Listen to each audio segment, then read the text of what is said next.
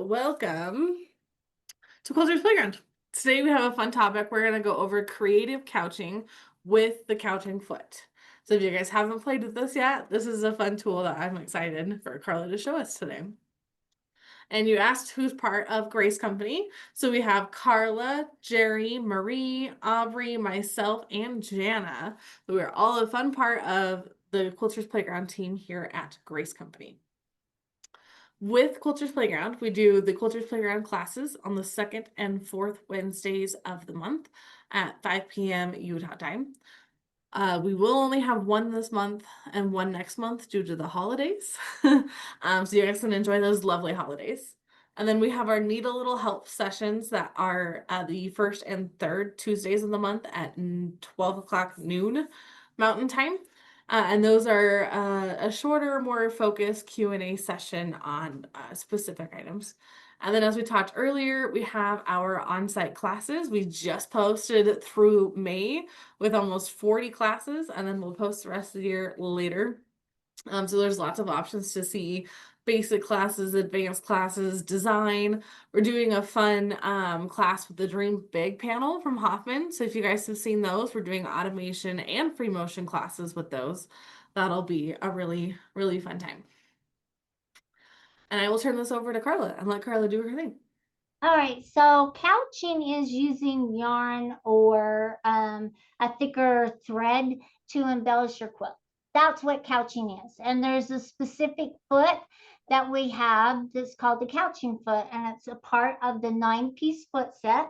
So if you guys like what you see today and you don't have the 9-piece foot set, then it might be something you want to ask Santa Claus for Christmas. All right, so here is my PowerPoint presentation. So couching is just, like I said, using yarn, and it's kind of, you're right, Nita, it is like chenille, and you can buy that yarn, oh gosh, so many different styles.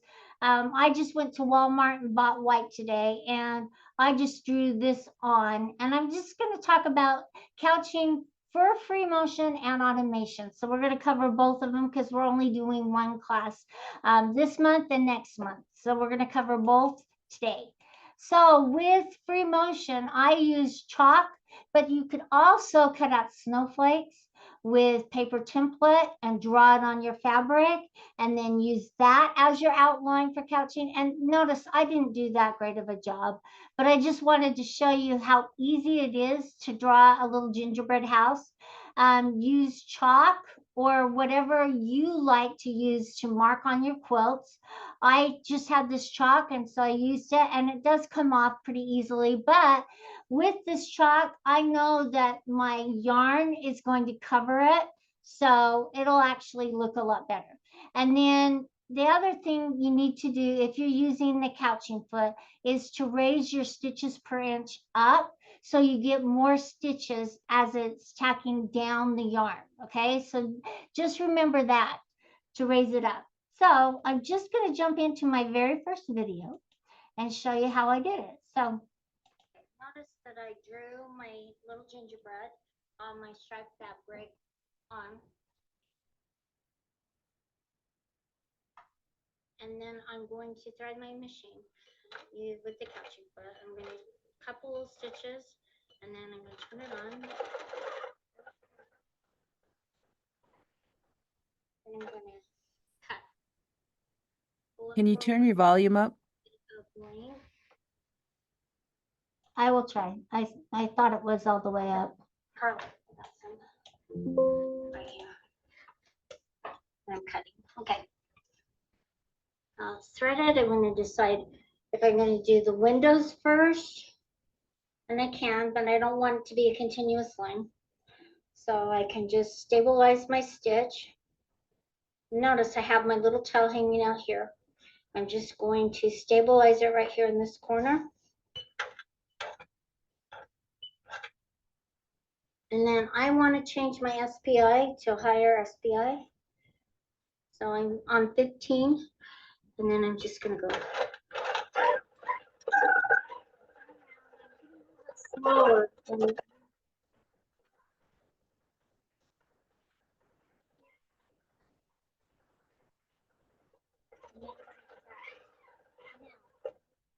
I could go up again, go across,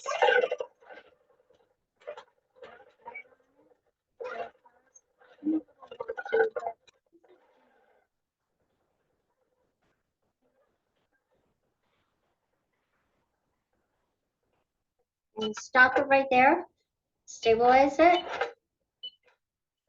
and then pull it away. Okay, that's all you do. I'll show you the finished when it's done. Okay, so that's the video, and it's as easy as that, you guys. And you can fill in. I noticed that when I go back up to this page here, I filled in the heart with the red. And yes, I have some little yarn flakes all around, and it's not perfect, but it's kind of fun. It's a lot of fun. I shouldn't say it's kind of fun. It's a lot of fun to do. And if you like free motion quilting, try it. Now we're going to jump into the automation side of it because we don't want to eliminate any different ways that we can quilt. And so this is the automation side. Okay, first thing that you want to do if you're going to use the couching foot while it's automated is change the stitches per inch to be a higher stitches per inch. So you're going to go into your help, tap on settings. You're going to find your quilting settings in this screen, bottom left. Okay, it says quilting settings. Go into there and you're going to change it. You want it to be about 14 or 15. You want it to be really high to stabilize the yarn as it's quilting. Tap on OK and OK. That's one video. Okay, so that is one video. I wanted to show you because with the automation, it has different settings than your machine. So if you're seeing 14 stitches per inch, that's not what your automation may be set at. So that was from the home screen. You go into the help and then you can change your quilting settings. I always had a hard time because you had to get to the quilting interface screen and I'd always forget to change my settings to what works well. So he built it in so that you can go in where you change your settings from the home screen in the help. And then you'll tap on settings and find it that way. And we can go through that again when I show you some more of the automation. So the next video is picking the design, and I did a snowflake design and quilting it out. This is probably a little longer. Wait. So did that. Okay, yeah. I'm going to select and sew. I'm going to pick my snowflake design. Notice that we've broken it up into 3 different snowflakes, okay? And I have my 4 points that I'm going to use, but I'm also going to use multi-block. When I go into multi-block, I'm going to tap on OK because now I'm going to be using these buttons here. I'm going to place my first block. I'm going to align my foot over the corner, tap on my placement node, and continue on. Okay.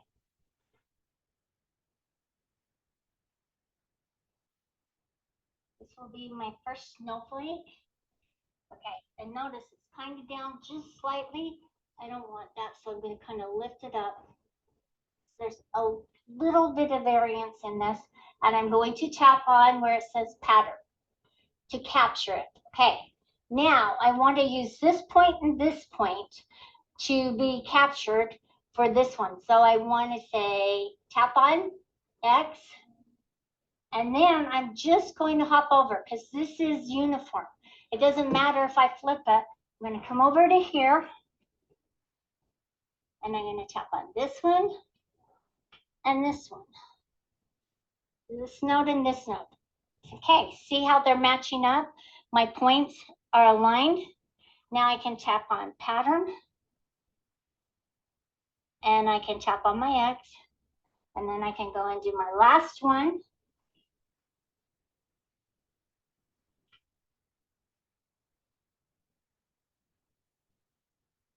Pattern, tap on my X, and I'm ready to go into quilt. Okay. Now you're connected to your automation.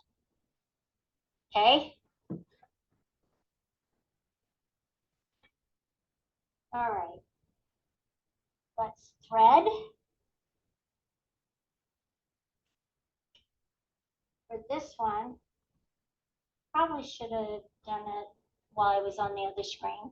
So I'm going to go back a screen, okay? I'm not going to change my placements or anything. I'm just going to go back a screen, and I'm going to start my yarn, okay? And I'm just going to align it right underneath the the needle, and then hold it, and just do a couple little single stitches. And then when I turn it on,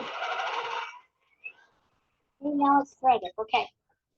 So now I can cut it. So I'm going to pull it forward, and now I can cut my threads, and it's all threaded for me, okay?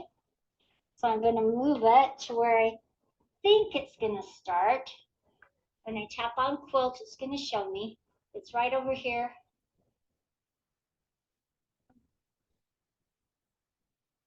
It's going to start right there. It's going to end right here. You're going to have jumps in between.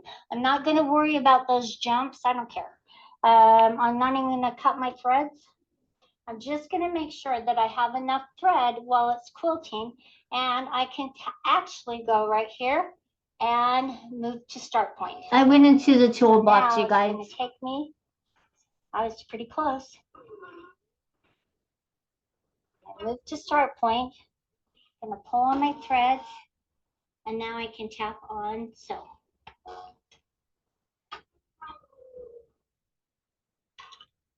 Pull your yarn out of the way, and then just let it do its thing.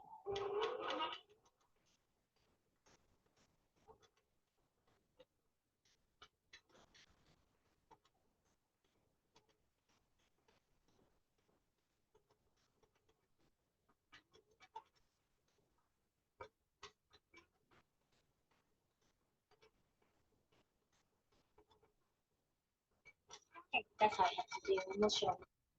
All right, so here's what it looked like when they're all three done. Okay, so I did changed it up just a little bit, okay?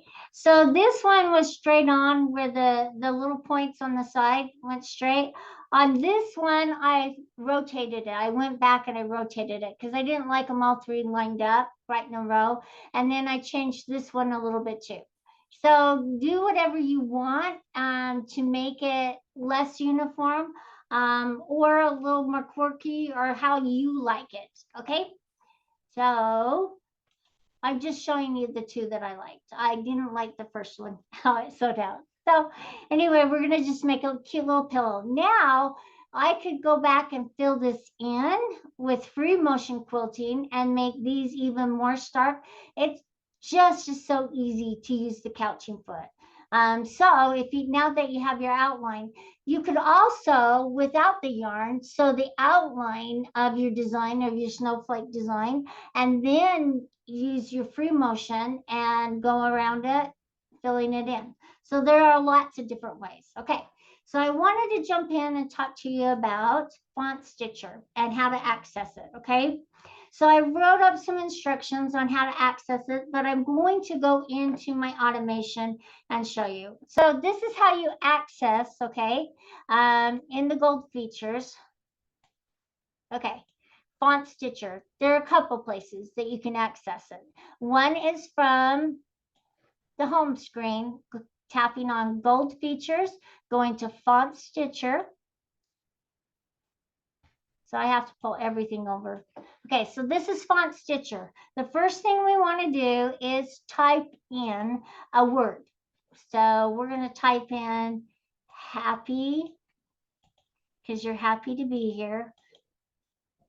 Okay, happy, and then you can go and save this, or you can continue on and make a space, and you could do holidays.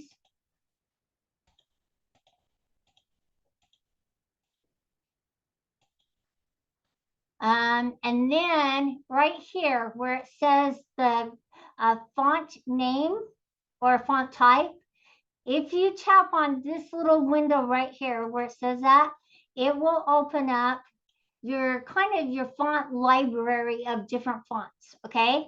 And you can use the arrows. It's just like the design library, but for fonts. And they're Windows fonts that are loaded in. So if you want to go and pull in some free fonts, you can also do that. That's a lot of fun. and pull those in. But then the arrows you can pick and choose and change. So say I didn't like and I wanted to see what it looked like in Old English. And I want to tap on OK. That's what it looks like.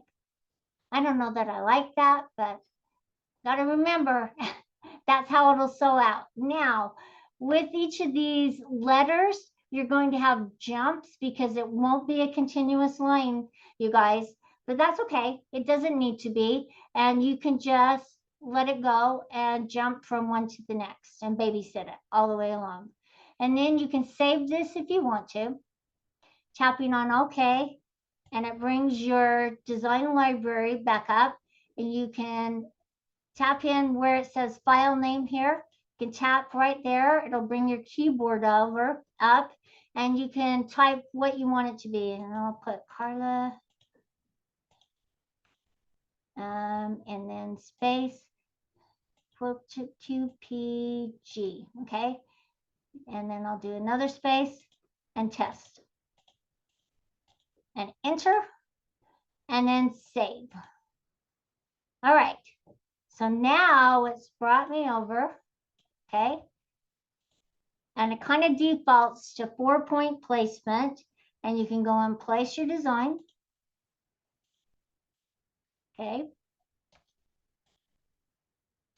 Okay, so with words and lettering, okay, if you don't like it to stretch and you want it to be a more of keep its aspect ratio or its design height, you might not like stretch. Now, if it's a short word like happy, you could make it go to fit, okay?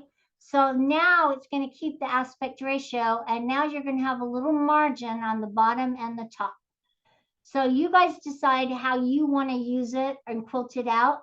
Now, some of us get really fixated on keeping everything nice and uniform, and other times you may want it to stretch.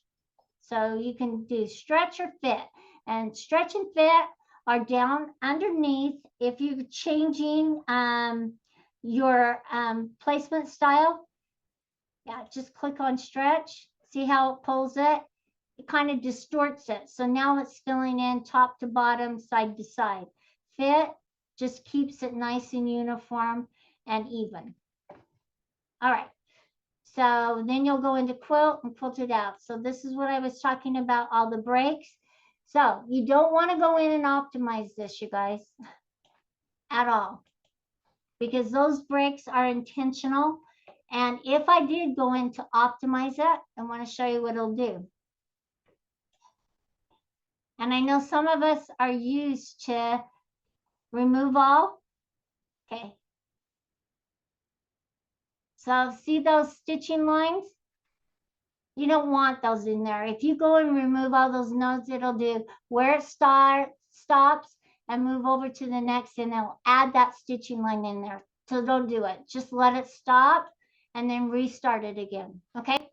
So another thing that you can do, if you don't want to sit there and babysit it, on this screen and on the home screen, I forgot to tell you this, in the settings button, again, okay, where we changed our SPI, come on, it won't let me move it.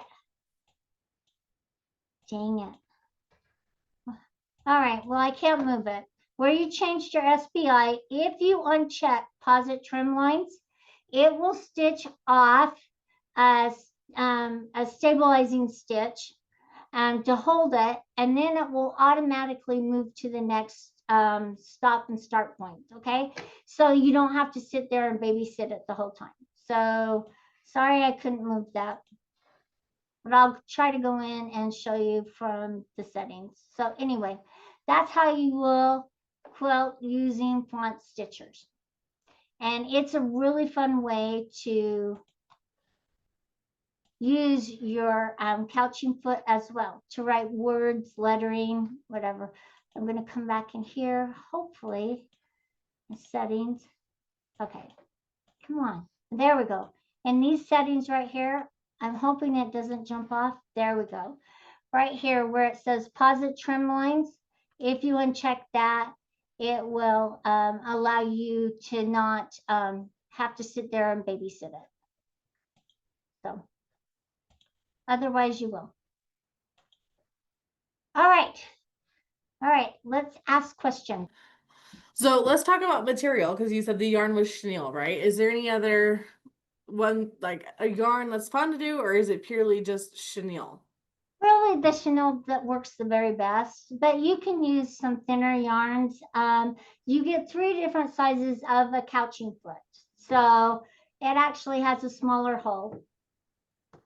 So just try them out and play with them. It's a great way to play with your yarns that you have from old knitting and crochet. From your stash, huh? Yep. And then to reiterate with couching, it's not like a zigzag stitch across the yarn. It's a straight stitch, but you want small stitches so that it fills in the yarn as you go. Yes, so that's why I changed the stitches per inch. Now for free motion quilting, sometimes I like to use cruise mode because the needle's constantly going up and down, moving up and down. It doesn't Yeah. ever stop. So if I, paused, it would actually stabilize and give me a stitch to stabilize it from start to stop. And Okay. sometimes I use manual mode too. Yeah. Yeah. So there are 3 couching feet. Which one do you use when? How do you know when to use which I one? use the largest one, the largest hole for the chenille. And then if it's a smaller yarn thickness, I will use one of the other sizes.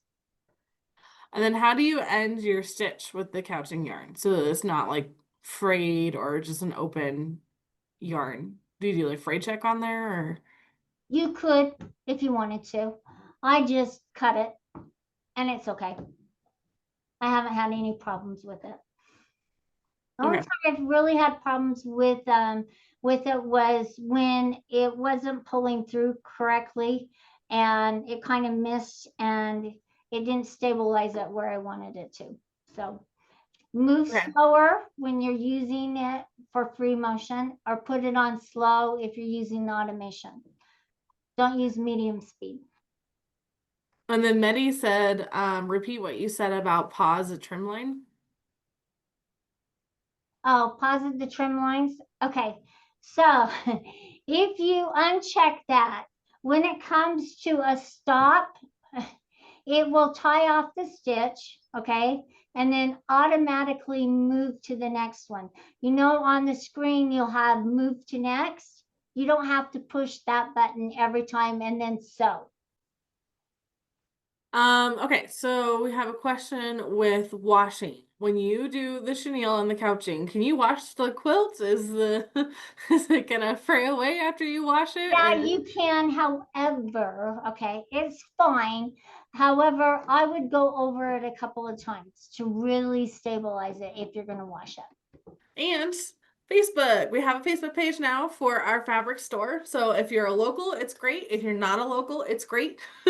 There's all sorts of fun stuff. And along the same line as Jerry said, we do a midweek masterpiece on Wednesdays where we highlight someone's quilts and what they made it on. So you can also send it to me and I'll give you a Facebook shout out and all that kind of fun stuff. And if you have quilting communities, you think this page would be fun to add on there and let them know, please help us spread the word of our fun page.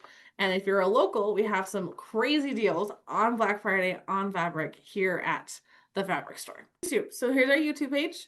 We post our Quilters Playground videos on here, as well as we're actually going to post some QMX videos on here for beginners talking about how to get it started and all the tips and tricks to it. So make sure you check out that and then like, subscribe, and follow and all the fun stuff for YouTube.